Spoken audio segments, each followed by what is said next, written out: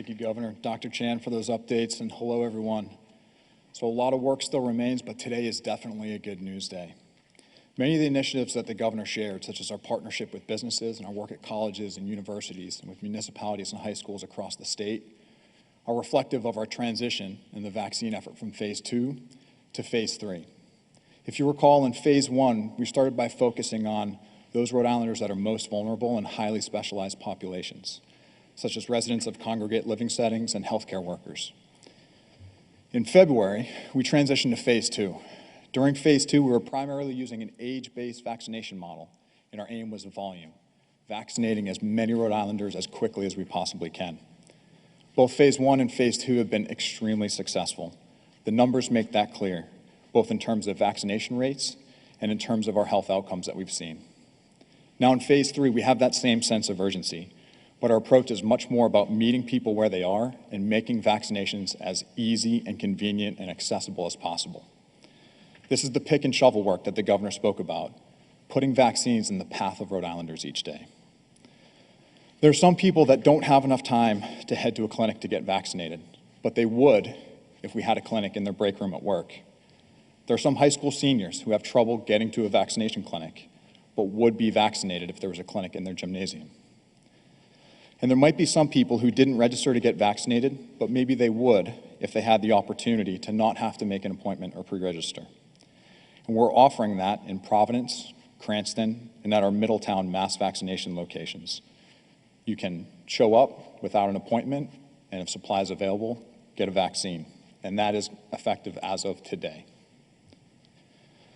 So with regards to those no appointment vaccination opportunities, the Saconaset site is open Tuesday through Saturday from 8 a.m. to 9 p.m. The Dunk is open Tuesday through Saturday from 9 to 6. And the Middletown site is Wednesday through Sunday from 9 to 5. Also beginning today, appointments will not be needed to get vaccinated at CVS, Walgreens, Walmart, and Stop and Shop, again, as supply allows. No appointment vaccinations will be happening at roughly 80 pharmacy locations throughout the state.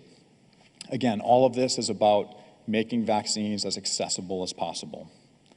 Because vaccines are more and more accessible now, one change we are making is to phase out our pre-registration system, which we've been calling the Vaccine Interest Notification List.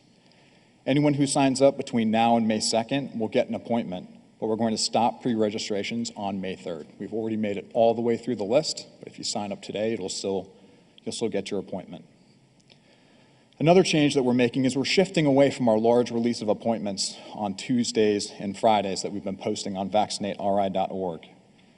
With us getting into more targeted settings and with us making more no appointment opportunities available, we can be more nimble and more responsive throughout the week to demand by posting smaller amounts of appointments each day. So every single day, there'll be appointments available on vaccinateri.org. However, if you want to get vaccinated at one of the state-run sites, making an appointment in advance is always the best way to go. That way we can guarantee that we have a slot available for you. I'll wrap up by saying that the good news we have to share today is a direct result of everyone's hard work, patience, and collaboration as we've worked through our vaccination campaign since December. We're doing great, but we still have a lot of hard work to accomplish as we move down the home stretch here. So please do your part, get your shot, help others get their shot, protect yourself, your loved ones, and all Rhode Islanders.